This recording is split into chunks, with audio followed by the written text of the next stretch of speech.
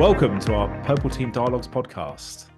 With Steve Townsley and Richard Gold, a cybersecurity podcast focused on both offensive and defensive security.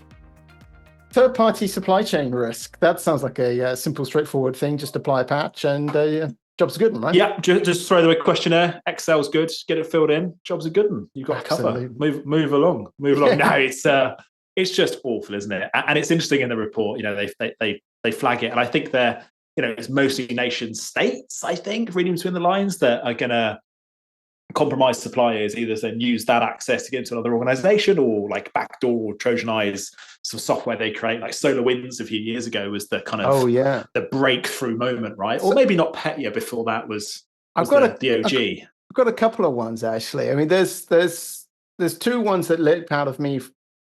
There are two ones that leap out to me from history. One is Target being compromised through their HVAC vendor in 2014. And I'm assuming, was a criminal group, right? I mean, the target was credit card data, and it struck me as more of a cybercrime kind of thing rather than like a nation state kind of attack. The other one is the Australian Signals Directorate, who I'm a big fan of. They have great reporting. They have, like here in the UK, where we have the NCSC, they have the ACSC. And in 2017, they published a report, and they had a quote which really jumped out at me back then. And this is from 2017. They say, as it becomes more difficult for adversaries to directly compromise their targets, adversaries have sought secondary or tertiary access into primary targets. So this is 2017, right? So it's a good long while ago. So it's clearly been on people's radar for quite a while. But it is obviously a lot of work. Yeah, and I don't know how we best address this. So when I think of some of the organizations I've worked for or that I've worked with, just like going in a security leadership role and understanding the state of security is sometimes that's hard in itself. Just in the organization you're part of, you can go up to people and talk to them about the security you've got, you can lift the lid, you can look inside. How you do that for another organization and how you do that across all the suppliers that you have, all the critical suppliers that you have, is just really difficult. And there's, the kind of standard processes, questionnaires, I think, scratch the surface.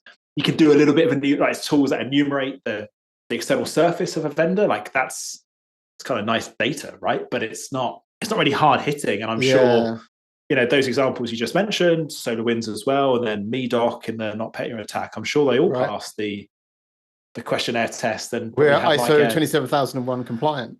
What exactly, right? Wrong?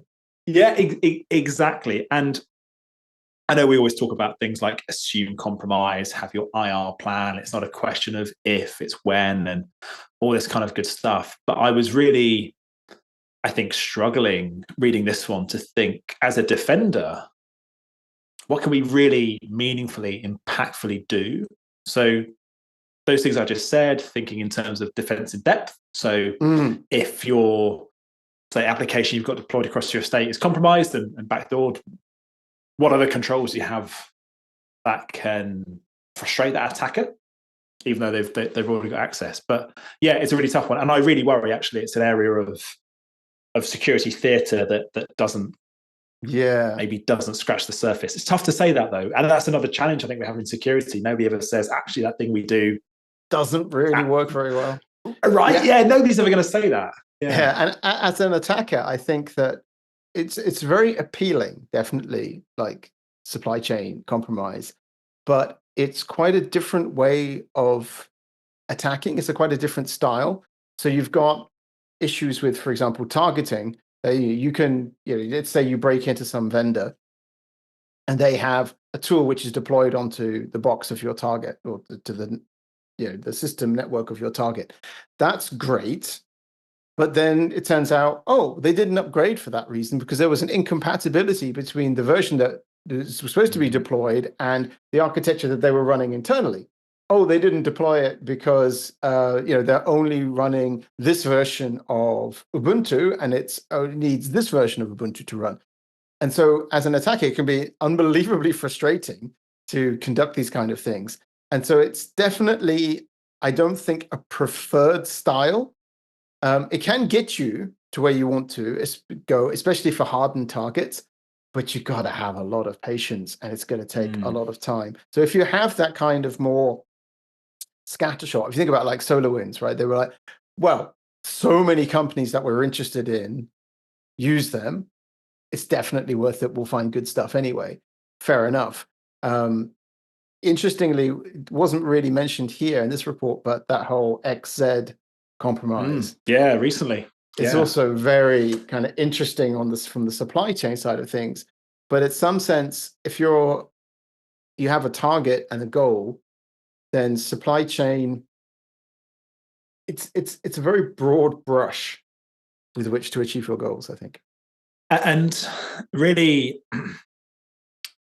sometimes, quite high end. And I know we talked earlier about what nation states do is kind of what the criminal group's going to do next. And I know we're increasingly seeing, although I don't think this is really supply chain risk, criminals identify vulnerabilities on edge devices and file shares and VPNs and stuff. But the backdooring of applications is pretty impressive. In the report, they talk about, I think it's the Chinese state, like identifying on the wire when people were doing updates and replacing the one that was being requested. Like that's pretty impressive. Yeah, that's pretty cool. I mean, if they have some capability to break TLS because they've got a cert that they control in the authentication flow, then that's it's a really nice thing to do.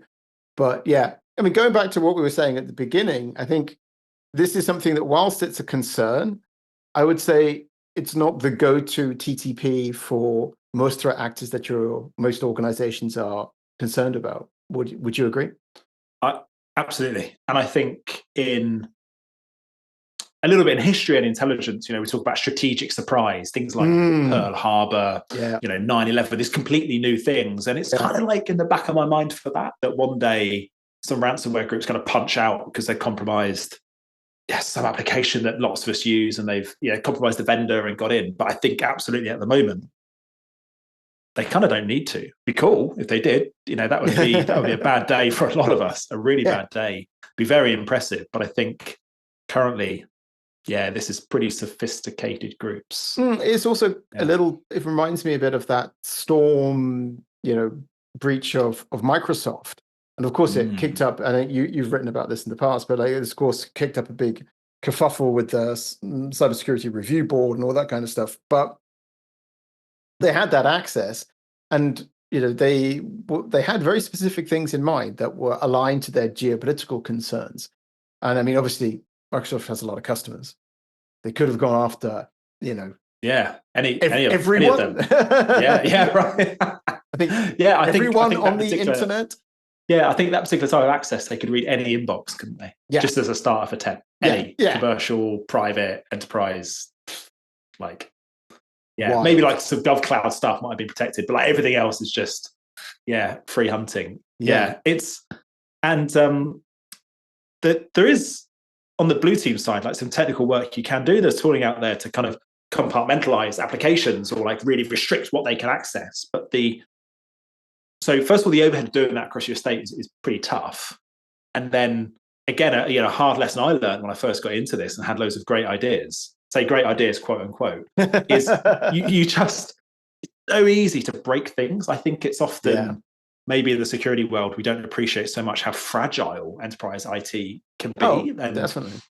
You might have a great idea to, hey, all we need to do is deploy this thing, and it's going to compartmentalize this, and everything's going to be great. Oh, hang on, no, that's going to break it. Oh, and it's a pretty important application. Well, and if what you're doing isn't supporting the business, then you're going to find it really difficult. You're a cost center to begin with. Then you're really a cost center. So we're paying you to disrupt us. Yeah, to actually not enable the business to do things.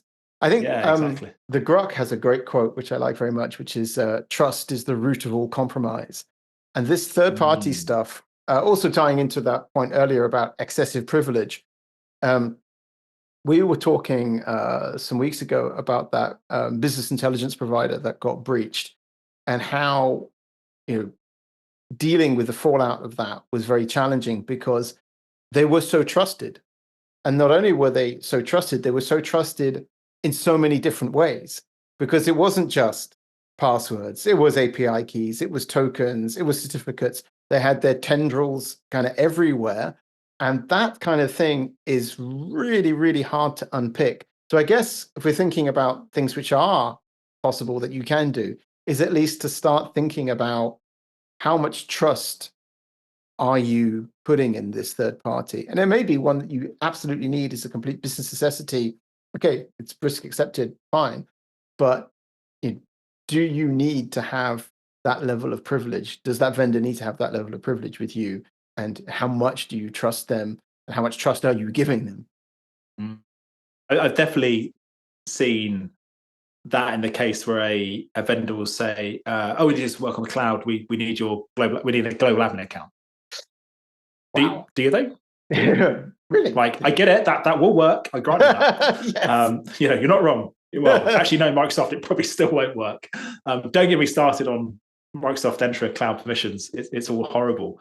And go back to something you said earlier about like the questionnaire approach. And thinking of Microsoft, we'd often say, well, do deeper due diligence on your critical suppliers. That I totally buy that, right? That makes so much sense. Those critical people, those organizations that we rely on, Microsoft being a great example.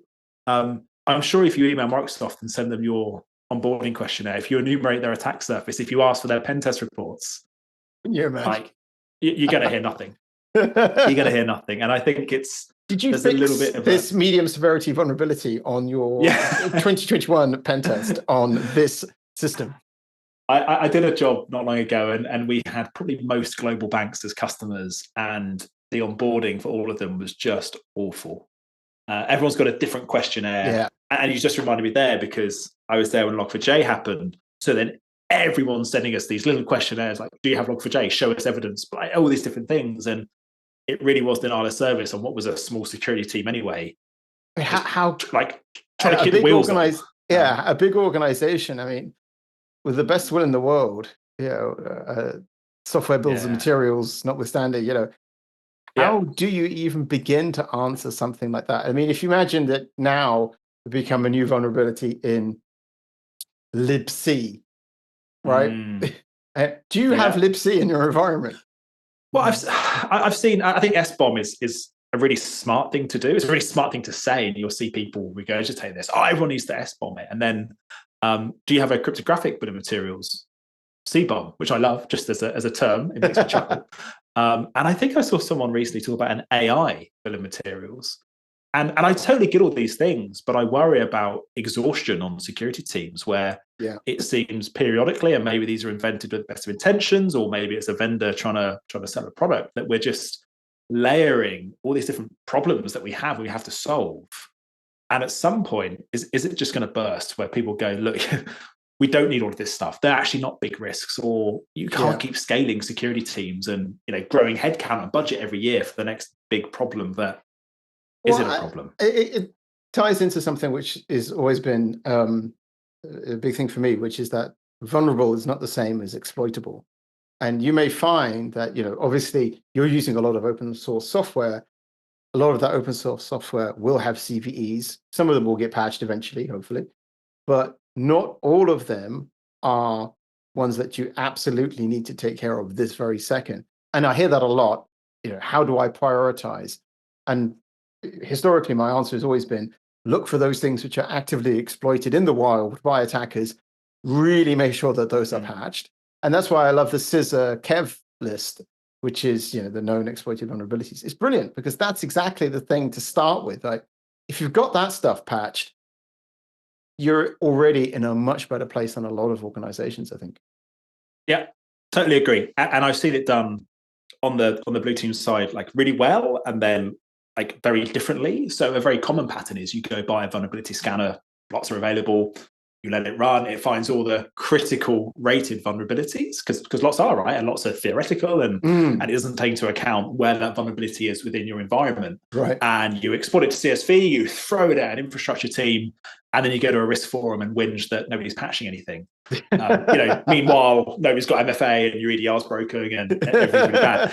It's single I'm factor exaggerating VPN a bit. using. Yeah, exactly. Don't worry about it. I'm only exaggerating a little bit for effect, but I think that you're exaggerating actually at no, all. I'm probably not really. But yeah, I think the Kev's a great place to start. And the report, goes on to talk about the exploitation of vulnerabilities on the edge. And I think again, we can get on the defender side sometimes a bit confused about internal vulnerabilities that may be critical. WannaCry and Eternal Blue is a really nice example of maybe an exception there. So it's wormable and was really, really impactful.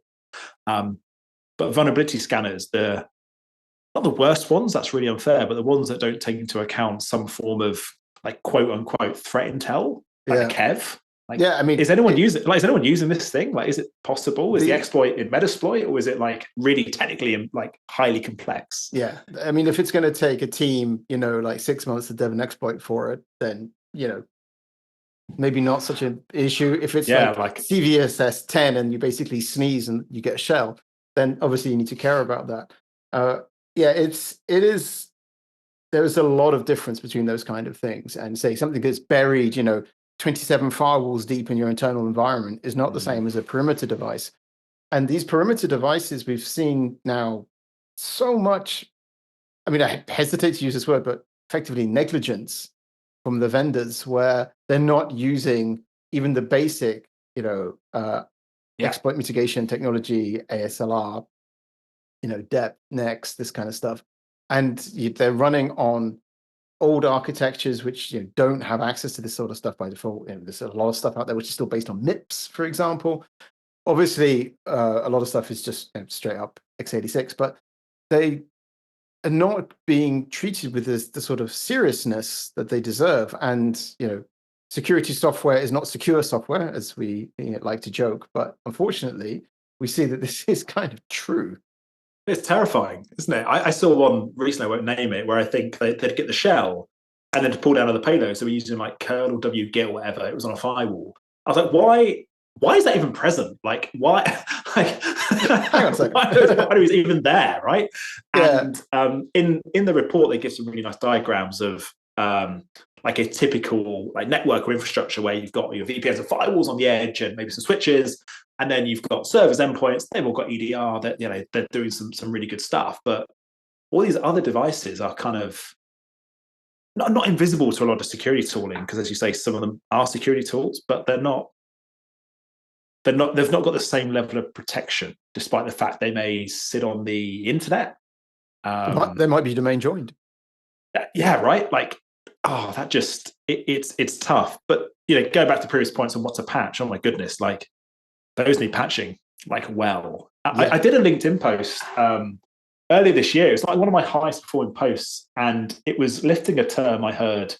It was somebody talking about Afghanistan and countering the Taliban, and they described it as it's just mowing the grass, because we can deal with the Taliban in Afghanistan, but they're all in Pakistan, so they're all just going to kick across the border. We're going to do our thing. We're just mowing the grass. And I saw a really nice comparison there to vulnerability management, because I was worried that security teams were focusing too much on trying to patch everything. Yeah, there's going to be another one next week and next week and next week, and they're always a Friday afternoon, always on a long weekend. And of course, stuff on the edge and the critical stuff, we need to deal with. But if a big chunk of your security strategy is patching, you're always playing catch up, because by its nature, right, there's a patch been issued. Generally, it's a problem that's existed for a while. Yeah. And focusing more on defense and depth, and maybe having an environment where, we can absorb a critical vulnerability for a period of time, not on the edge, but internally, because we've got high confidence that if an attacker gets in there, they're still going to be a little bit stuck. Yeah, that's tough to say, right? Yeah, but I think it is a really good point. And if you think about something like a modern EDR solution, is one component of that kind of thing. They are quite good at spotting typical attacker tradecraft. If you want to move laterally, privilege escalate, these kind of things.